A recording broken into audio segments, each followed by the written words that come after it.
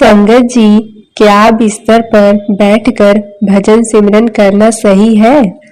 आज इस वीडियो में हम इस विषय पर चर्चा करने वाले हैं, इसलिए वीडियो में अंत तक जरूर बने रहें।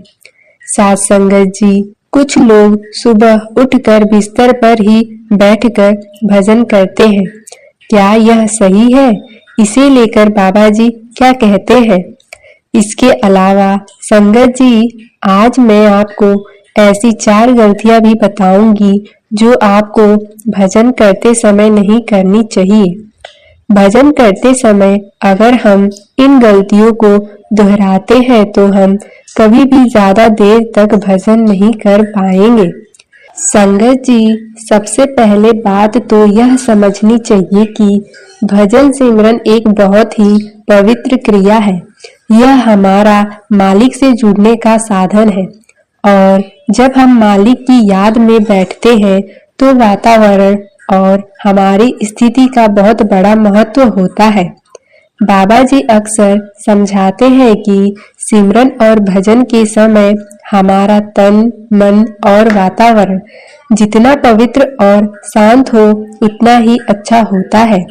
बिस्तर सोने के लिए होता है और जब हम उसी बिस्तर पर बैठकर भजन सिमरन करने लगते हैं तो मन को आलस घेर लेता है और नींद आने लगती है, क्योंकि मन को आदत होती है कि बिस्तर पर बैठते ही वो आराम मांगेगा। वह सोचेगा कि अब सोना है और जब नींद आएगी तो सिमरन में एकाग्रता नहीं बन पाएगी। हमारा ध्यान नीचे की ओर खिंच जाएगा। इसलिए बाबा जी कहते हैं कि भजन के लिए एक अलग स्थान बनाइए, चाहे वे कोई छोटा सा कमरा हो या घर का कोई कोना हो, लेकिन उसे केवल भजन सिमरन के लिए रखिए, ताकि जब भी वहां बैठे तो मन को संकेत मिले कि अब हमें मालिक की याद करनी है। अब संसार की नहीं बल्कि मालिक की तरफ ध्यान लगाना है। लेकिन जब हम बिस्तर पर ही बैठे रहते हैं तो वे पवित्रता का भाव उतना जागृत नहीं हो पाता जितना एक अलग स्थान पर बैठने से होता है। अब कुछ लोग कहते हैं कि सुबह उठते ही भजन कर लेना चाहिए, तो बिस्तर से उठकर भजन सिमरन की भावना तो बहुत अच्छी है, लेकिन उठकर थोड़ा सा मुंह हाथ धो लेना चाहिए, शरीर को ताजगी देनी चाहिए और फिर किसी साफ सुथरे स्थान पर बैठकर भजन सिमरन करना चाहिए, ताकि नींद का असर कम हो और मन ज्यादा जागृत हो। बाबा जी बार बार यही समझाते हैं कि साधना में अनुशासन बहुत जरूरी है। भजन सिमरन भी काम चलाऊ ढंग से नहीं करना चाहिए। जैसे रोजमर्रा के काम हम पूरे ध्यान से करते हैं, वैसे ही भजन को पूरी श्रद्धा और सत्कर्ता से करना चाहिए। भजन के समय यह भाव होना चाहिए कि अब मैं अपने मालिक से मिलने बैठा हूँ। अब कोई आराम की तलब मेरे बीच नहीं आनी चाहिए। अगर हम बिस्तर पर ही बैठकर भजन करेंगे तो धीरे धीरे यह अभ्यास बन जाएगा और मन आलसी होता चला जाएगा। फिर भजन सिमरन भी एक औपचारिकता बनकर रह जाएगा, जिसमें वह प्रेम नहीं आया जो सच्चे भाव से मालिक को पुकारने में आता है। बाबा जी हमें यही सिखाते हैं कि सिमरन और भजन हमारी दिनचर्या का सबसे महत्वपूर्ण हिस्सा होना चाहिए। इसे सबसे ऊंचे भाव और सच्चे मन से करना चाहिए।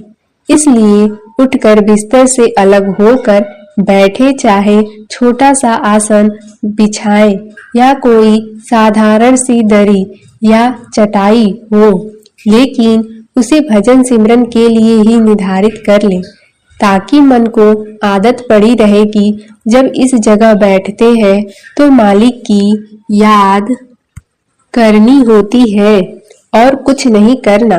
मन को सिखाना बड़ा पेचीदा काम है, क्योंकि मन बहुत चंचल होता है।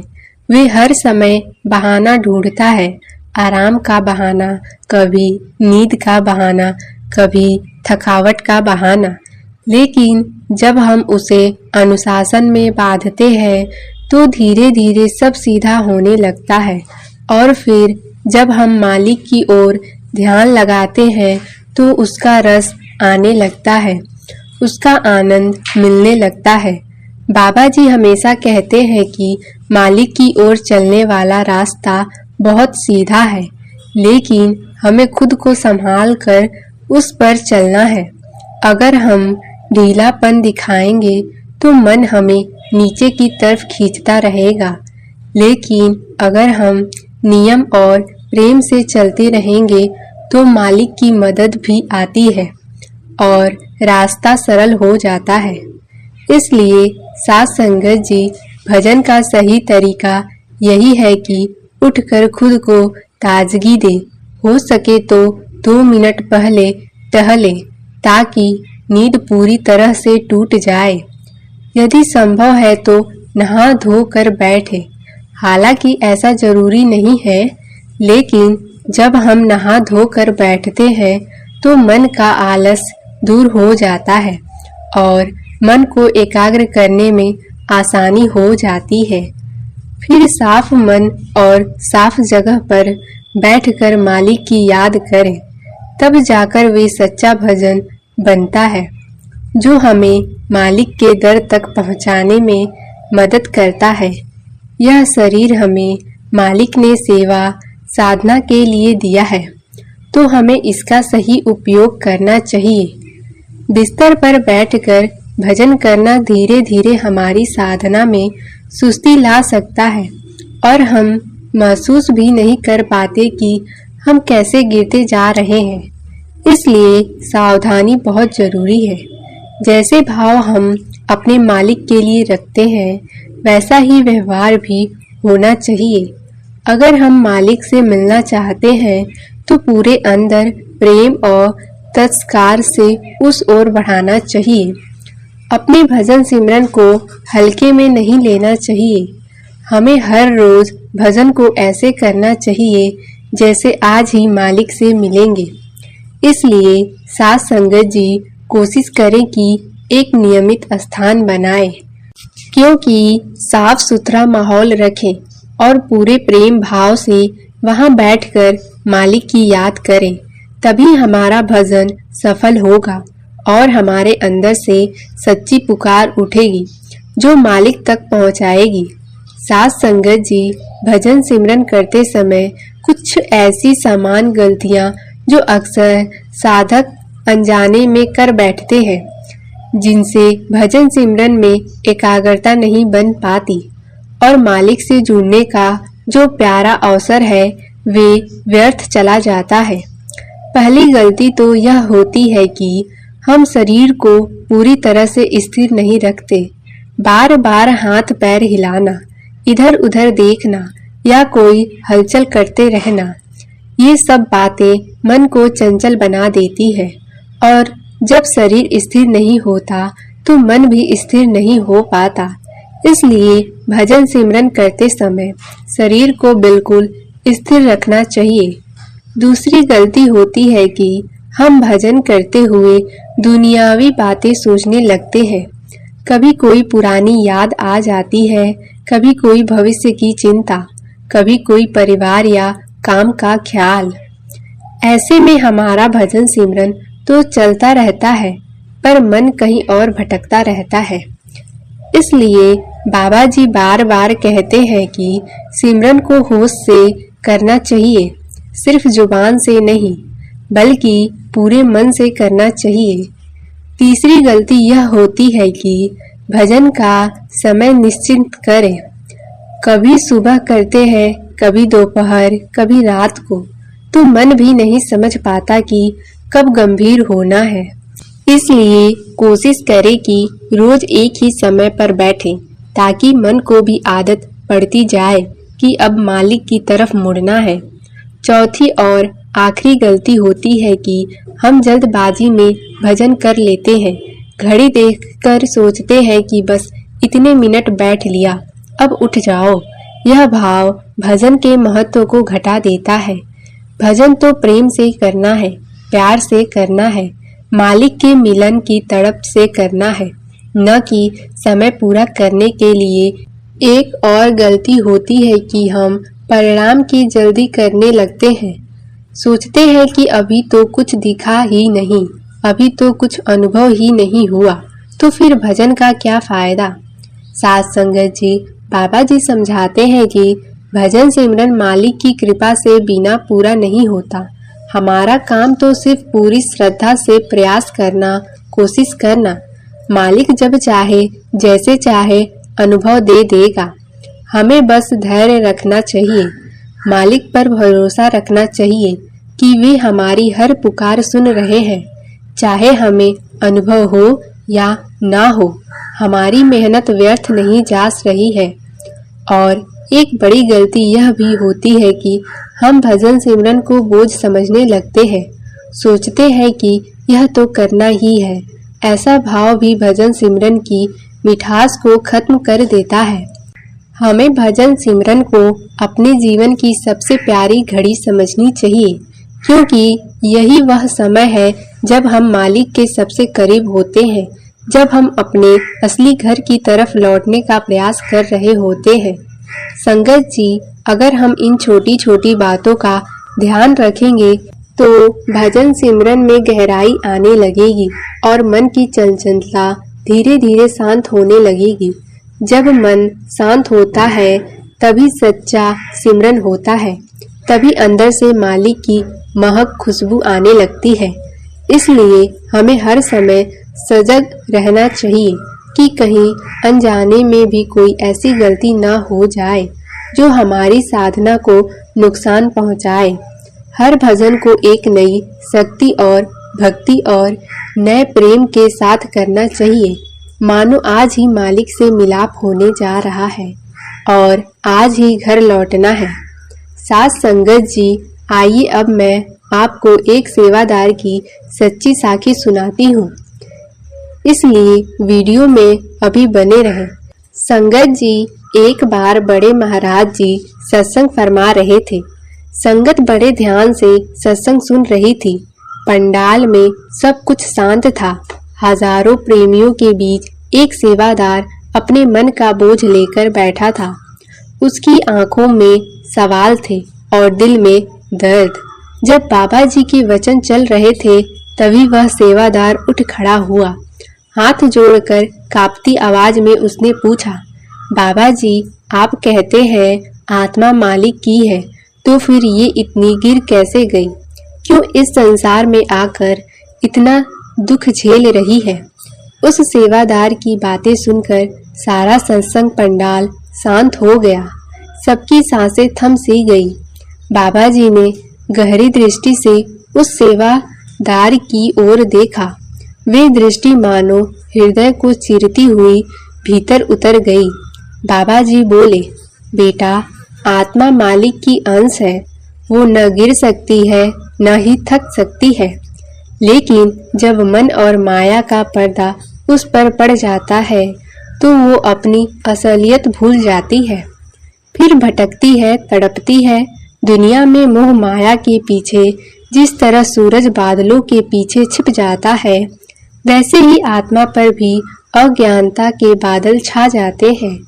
लेकिन जैसे ही प्रेम और भक्ति की हवाएं चलती हैं, वह बादल हटने लगते हैं और आत्मा फिर से अपनी रोशनी को पहचानती है। उस सेवादार की आंखें भर आई। वो महाराज जी की बातें सुनकर वहीं बैठ गया और उसका रोम रोम रो रहा था। थोड़ी देर के बाद फिर से उसने पूछा, बाबा जी, नाम तो ले लेते हैं, पर मन कभी चैन से नहीं बैठता, ध्यान में नहीं टिकता। कभी नींद आती है, कभी विचार। क्या ऐसे भी मालिक हमसे खुश होंगे? बाबा जी की मुस्कान और भी गहरा हो गया। बाबा जी बोले, बेटा, मालिक को तुम्हारे विचारों की लड़ाई नहीं दिखाई देती, उन्हें तुम्हारी कोशिश प्यारी लगती है। वह तुम्हारी कोशिश पर बहुत खुश होते हैं।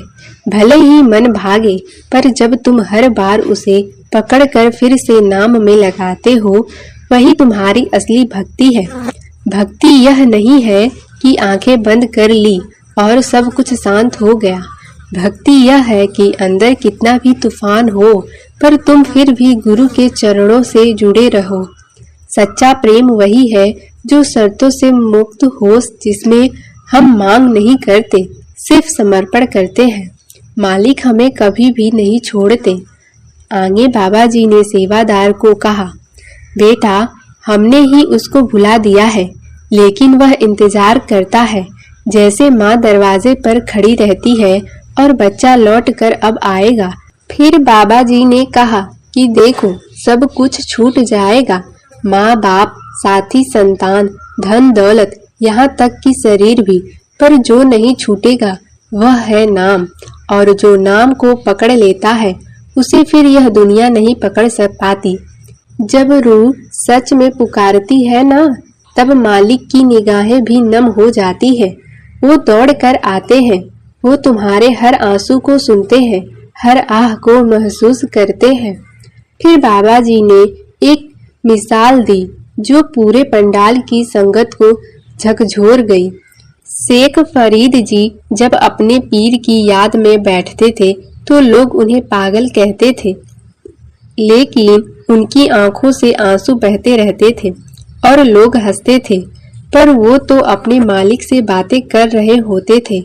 वो रोना किसी का दुख नहीं होता, वो रोना आत्मा की तड़प थी। आज हम दुनिया को देखते हैं कि हम कितने भक्त हैं, लेकिन असली भक्ति तो वह है जो छुप कर रोती है, बिना दिखावे के, बस मालिक के लिए। बाबा जी के यह वचन सुनकर सत्संग पंडाल में एक अलग ही मौन छा गया। कई आंखें भीग चुकी थी, कोई सर झुकाए बैठा था, कोई मन ही मन रो रहा था। तभी बाबा जी ने बहुत ही प्रेम से कहा, अगर गुरु की नजरों में चढ़ना चाहते हो तो उसकी रजा में रहो, भले ही हालात जैसी भी हो, मौज में रहो। सुख आए तो शुक्र करो, दुख आए तो सब्र करो। जो मौज में जीना सीख गया उसे कोई हिला नहीं सकता। मालिक के दरबार में प्रेमी की झोली हमेशा बनी रहती है। वो देर जरूर करते हैं पर कभी इनकार नहीं करते। साथ संगत जी, यह कोई कहानी नहीं है, यह उस आत्मा की पुकार है जो हर प्रेमी के भीतर पल पल उठती है। हर वो दिल जो भटक रहा है और गुरु की गोद चाहता है, हर वो आँख जो दुनिया में धोखा खाकर अब परमात्मा के सत्य को देखना चाहती है, उसके लिए यही संदेश है, नाम पकड़ो, गुरु का थाम लो और मौज में रहो, क्योंकि यही सही रास्ता है जो हमें फिर उस मालिक तक ले जाएगा।